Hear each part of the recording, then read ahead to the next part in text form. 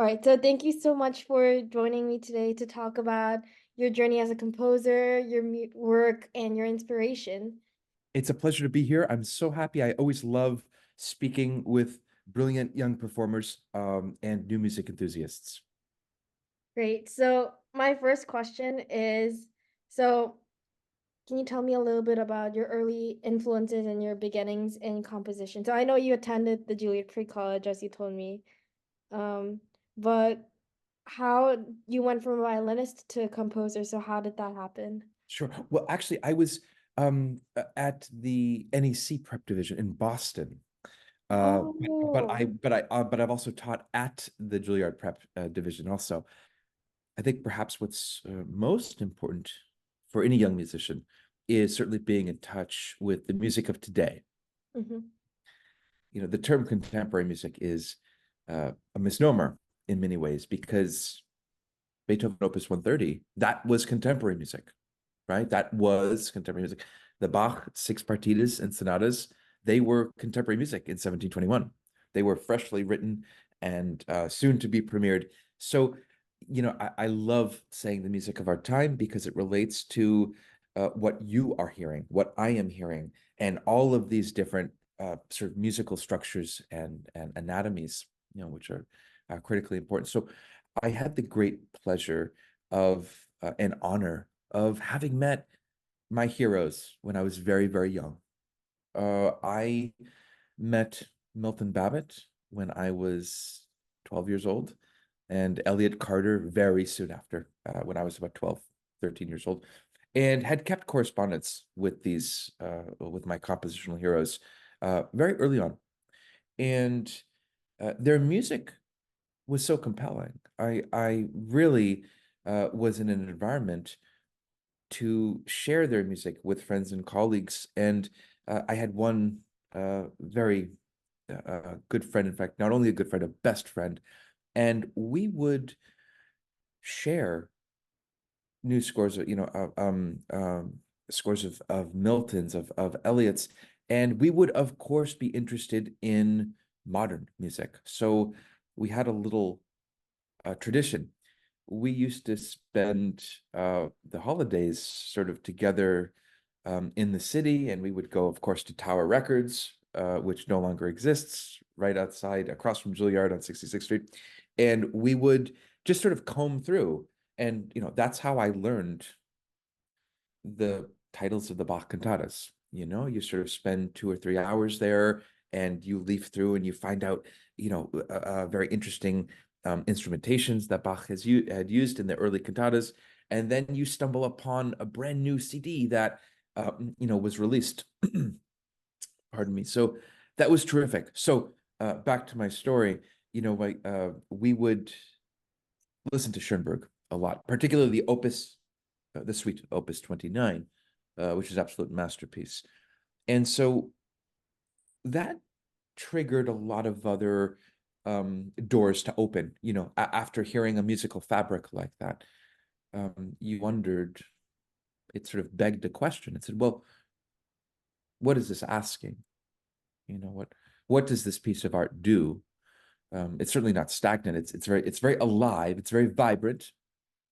You know. So I was always involved with new music, and happily so, a lot of my musical diet was new music and contemporary music, music of our time. And since a very early age, in my teenage years, I was always interested in seeking out scores that, for artificial purposes, perhaps, looked very intricate and detailed. And so, of course, you go through different stages of your musical tastes.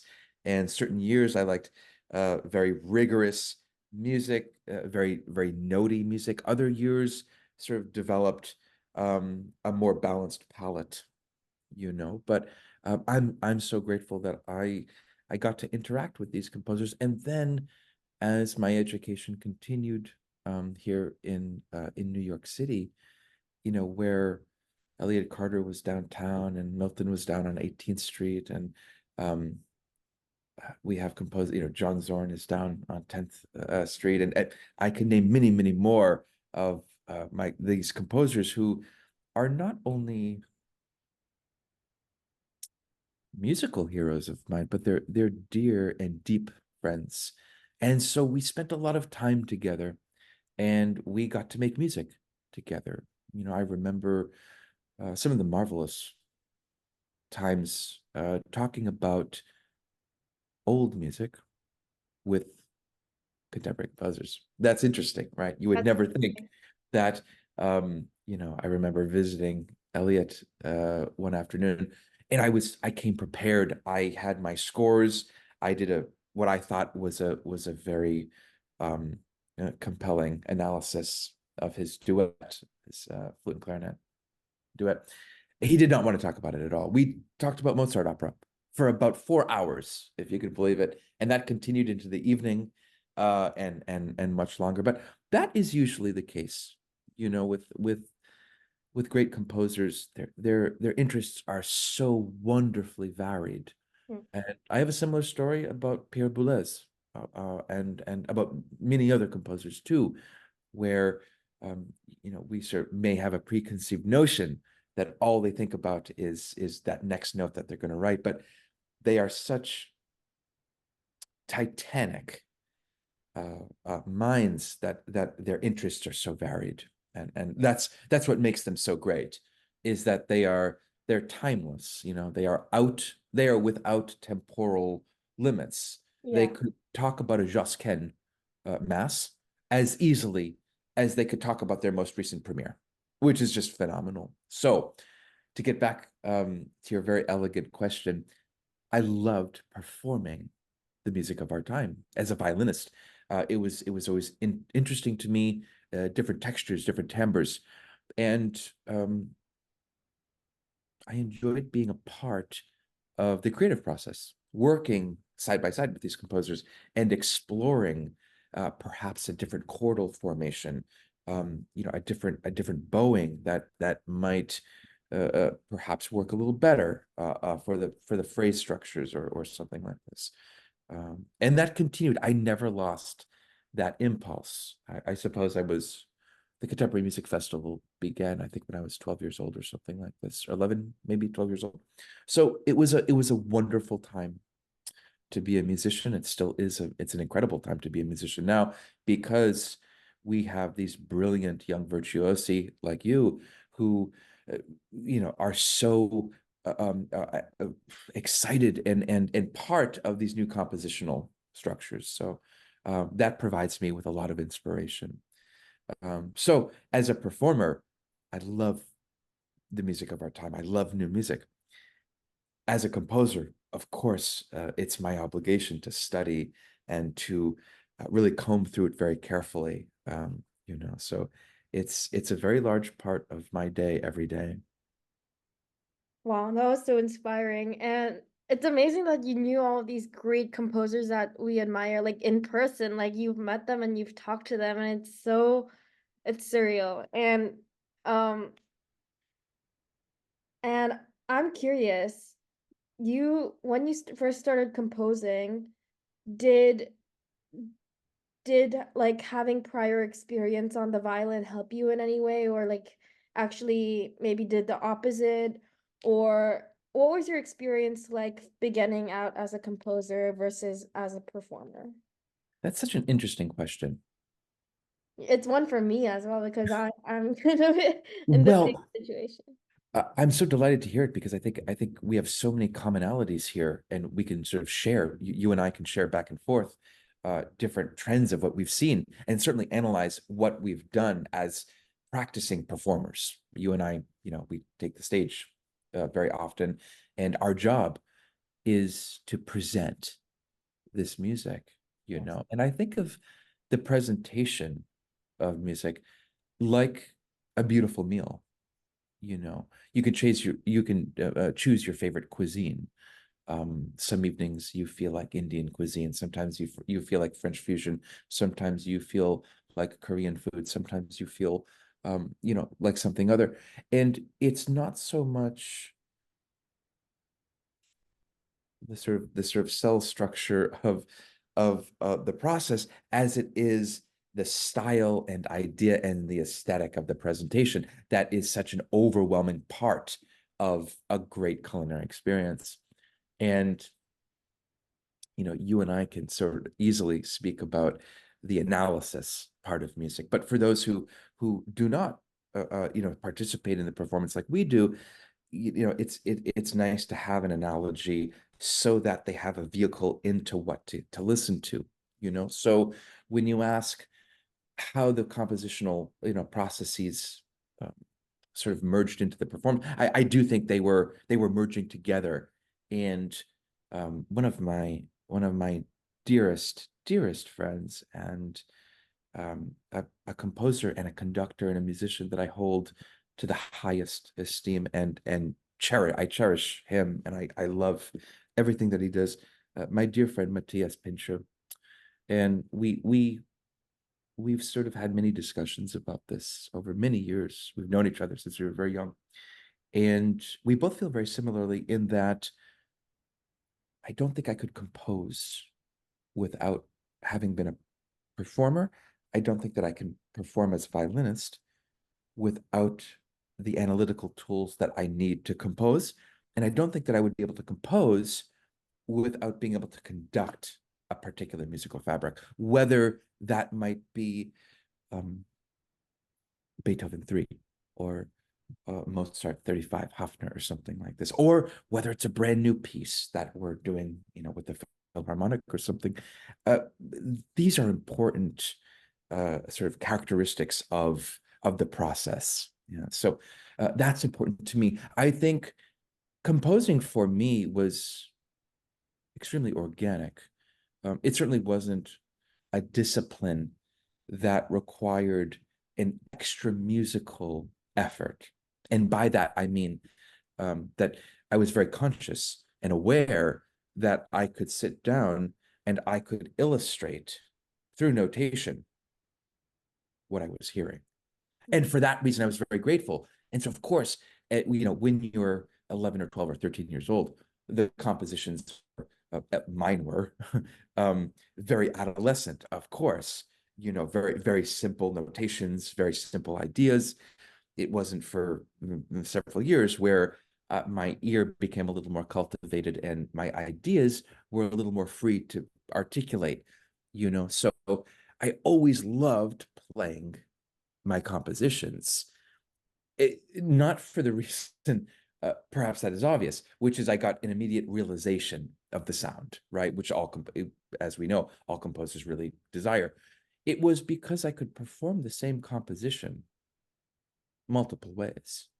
So, no different than if I heard you play Mozart Kochel 296, the C major sonata. You could play it 10 times and have 10 different interpretations. That's what's brilliant about Mozart, and about your interpretation. I think they sort of feed into one another. So I loved composing. My first piece, if I recall, I remember it was an old Carta little blue book of composition papers for 3 violins. And that was the start. I must have, oh gosh, I don't recall exactly how old I was. I must have been about 7 or 8 years old or something like this. Um, and I think of course, I would have a good laugh at it now because I think it was just half notes and whole notes. But the creative process was so fun, and sometimes we take for granted that as an artist, every day we start with a very abstract lump of clay, and we get to manufacture the shape and the contour and the texture to every part of the design. So that's very important. That was always very, very intriguing to me, and obviously meant a lot to me.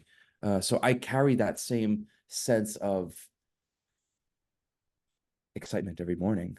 When I look at a new score, or when I grab my pencil to begin a new piece, I always think, well, I have to do something different. And I sort of made a personal promise to myself that I really never articulated out loud. But my personal promise is I'll never write the same piece twice. I Mm. have to, I have to, divert the sort of the creative process somewhere to go into a channel that might create a new design. Mm. The only reason for that is because all of the music all the greatest music suggests that. So the data is on my side. I believe that my assessment is accurate. You look at the early Bach cantatas, the early cantatas, we forget, sometimes we don't recall so quickly. Bach was 17, 18 years old. He was truly a virtuoso composer. Some of the earliest cantatas, the orchestrations are tremendously abstract. Yes. Yes. Double reed organ plus I mean, all of these amazingly imaginative formats. We think of the later cantatas, and yeah, they're more or less uniform instrumentationally. There's maybe an extra viola here, an extra violin here, an extra bassi here, but more or less, it's a template which is invertible, musically, no pun intended. So that's important to me as a composer. I've always adored that. The fact that we possess such freedom. Mm-hmm. I'm looking at my music stand over there, and I just got a few new scores from the Juilliard bookstore, and in front of that, I see some composition paper. There's a Mozart score there. There's a Grisey score. There's a Boulez score, and there's my old 5 graphic music analyses of Schenker, and that's something I return to all the time. I've been working on these for a long time, and every time I just write a little more every day, sort of think about why that C major chord, what could that lead to? That's it's a Mm-hmm. personal fascination. So many different types of music that I enjoy belonging to every day. So Mm. I loved composing for violin. I loved being a violinist and being a composer.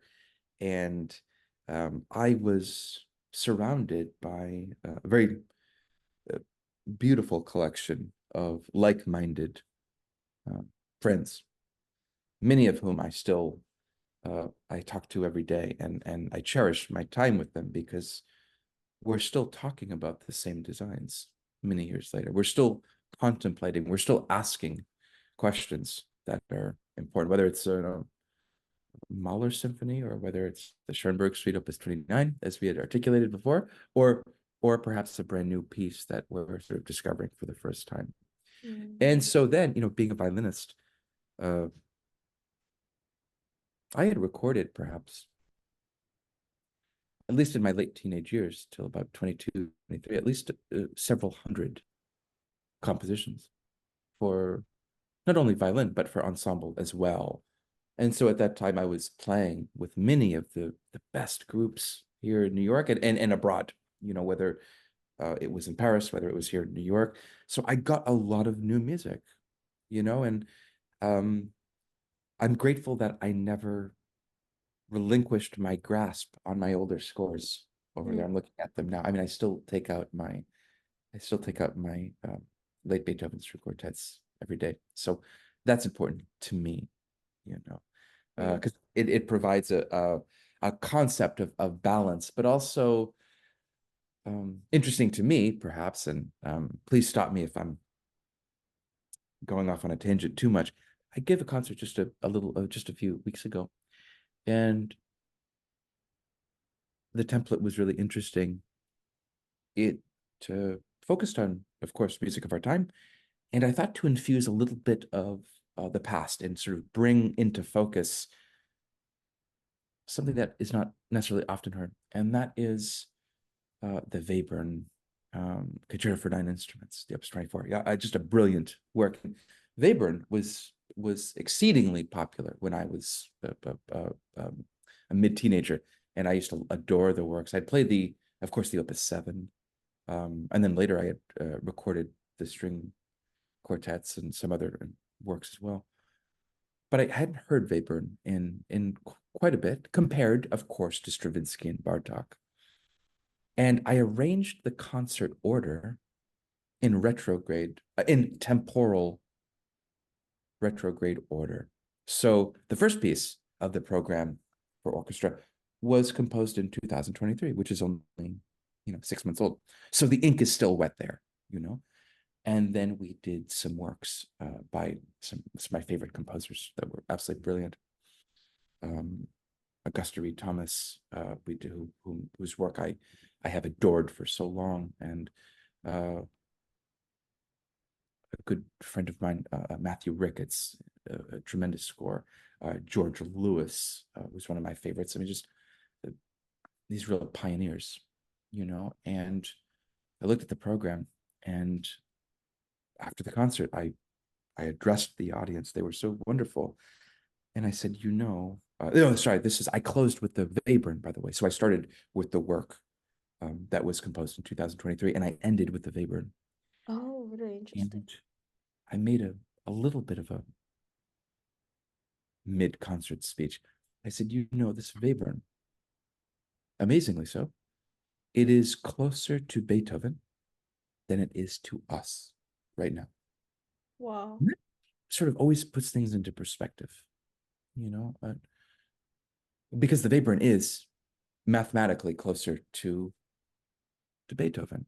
Right. And we think of that music with having these sort of, these boundaries. You think, okay, Beethoven and Schubert, okay, 1831. And then you think, okay, Mendelssohn, Schumann, and then Brahms, 1896, 1897. And then you think early Bartok, 1907, 1908, you have the sonatas, right? And then we have Stravinsky's ballets, 1912, 13, and onward. We have the Stravinsky Three Pieces for String Quartet, 1914, 1918. And then we have Schoenberg and Webern. And then all of a sudden we jump, right? We jump to music after 1951, not surprisingly, after the death of Schoenberg. And then we look to Carter, we look to Boulez, we look to Babbitt, we look to Ligeti, we look to you and I could name 1,000 others. Right? So that's interesting to me. I love doing that with programs. I love thinking, well, how are we going to contextualize this music? Because the music is only going to speak with a very specific voice under very specific conditions.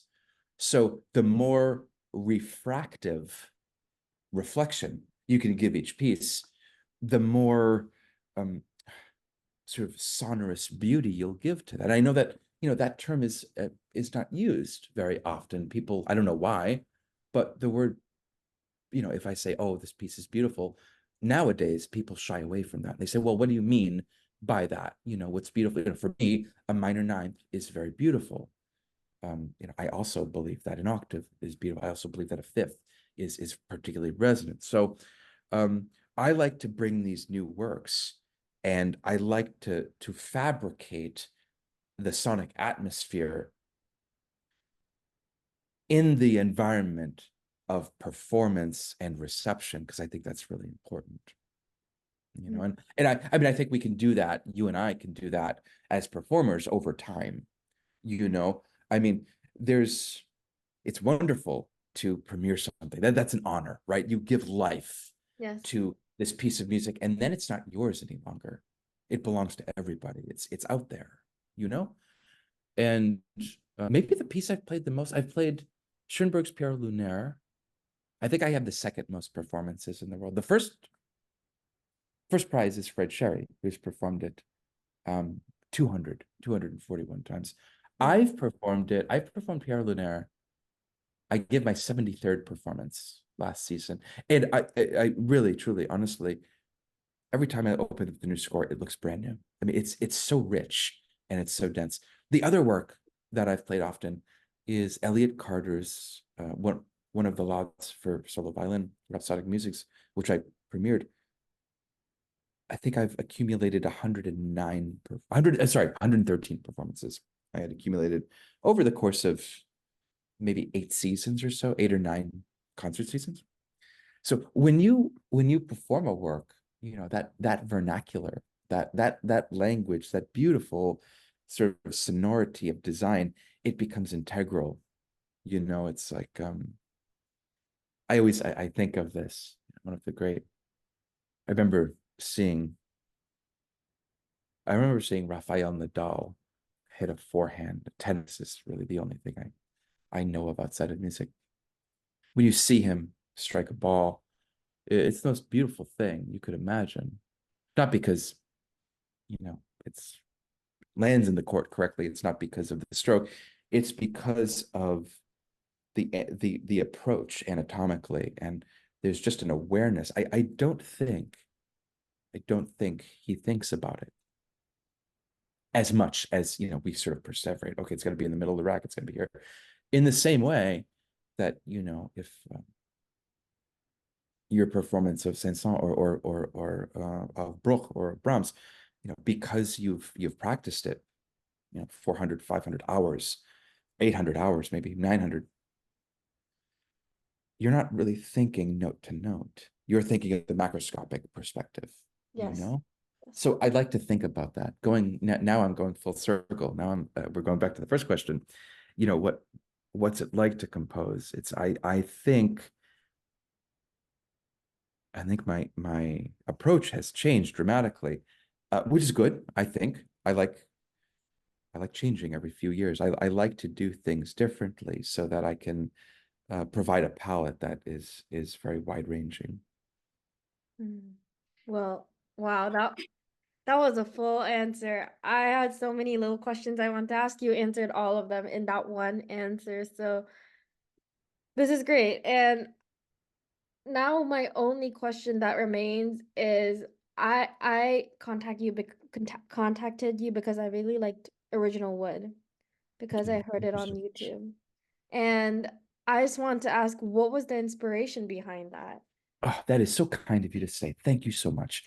Original Wood was commissioned, let's see, would have been 2013, after a sequence of new works that I wrote for the brilliant cellist Jay Campbell. Mm. Jay and I we're old friends. I remember when he came to Juilliard, he must have been 16 or something. I was a few years older. I had already been there for several years, and he came in as a freshman, and I knew exactly the superior type of musician he was. And so we played a lot early on. We played a lot of great music. We played Berio. We played Magnus Lindberg. We played Stravinsky together. We played a lot of chamber music. We played some. I could probably name you 40 or 50 other scores. So we developed a very close relationship. And I had written at that point a work for him. Ironically, that I just edited. It's going to be released in just a few weeks. I wrote a trio for him, um, for his Carnegie Hall debut, Oh wow. and that was the second piece I had written for him. And so this piece, Original Wood, was just a piece for piano, for cello and piano, for him and Connor Hannock, and they're both my dearest friends. And that also was performed that season, I believe 2014 at Carnegie. And funny, we just had a conversation, a humorous conversation. I said I had actually never heard the work live. I wasn't there at the premiere. And my friend said, "Oh, of course you were." And I said, "No, I wasn't." And it turns out that I was in Australia conducting the Adelaide Symphony or something that very night that he was just right down the street from me at Carnegie. So I love having those connections, knowing that your friends are performing your works. Jay has been an outstanding ambassador for new music, for the music of our time. And we've made a lot of music together, Mm. and he's certainly a person I look up to. And we've shared some really wonderful concerts together. So Original Wood, I wanted to do something that was dissimilar to the solo piece that I'd written for him, Mm. and dissimilar also to the trio that I wrote for him. This was a time to really get inside of the cello and the sort of relationship that I was thinking of between the piano timbre and the sort of infinite registration of the cello. And I heard the piece after not hearing it for a few seasons, and then he started performing it again. And I was surprised at how high it is. It's scored. I mean, I look at it as a violinist, and it's still up in 19th position. I don't even know how he got all the notes, but he's up near the fingerboard playing this very virtuosic music, and he does it so brilliantly. He does it with such ease. Really incredible to watch something execute anything with ease. It's sort of a sign of brilliance when you see that. So that was a very fun piece to write. I think in many ways, that might be a little more, I don't want to use the word traditional because I don't believe that that is the right word for what I'm trying to say. But in the literature of piano cello sonata, uh, it perhaps is a more congruent work with the literature than other pieces. The trio that I was just mentioning, um, which was immediately before that particular piece, Original Wood, that is surprising because to me, at least from a tempo perspective, it's for cello, percussion, and piano, and everybody is also playing other instruments. And to me, it sounds like a work for orchestra. And Mm. I want to go back. I'd like to go back in time. I want to know what I heard in order to compose that. I don't know because it sounds like nothing I've ever written. And it sounds like nothing I've ever heard. So I'm curious. I'm fascinated by that. So Jay, the my music, I must say, my music is about people, about the performers with whom I'm close. You know, I've had tremendous pleasure of an honor of writing for Jay. I wrote a violin concerto for my dear friend Stefan Jacqui. We grew up together, Oh, and yeah. known each other since we were probably 5 years old. And I just wrote a new piece for Conrad Tao, one of my favorite artists in the world. He's meteoric. He's titanic. Uh, and of course, written for my favorite ensembles in the world. I've written for the New York Philharmonic. I've written for the Ensemble de Contemporain, and it's been just uh, a joy. It's been a joy to write music. It's. You know, I always think of it this way. We never get to leave our job.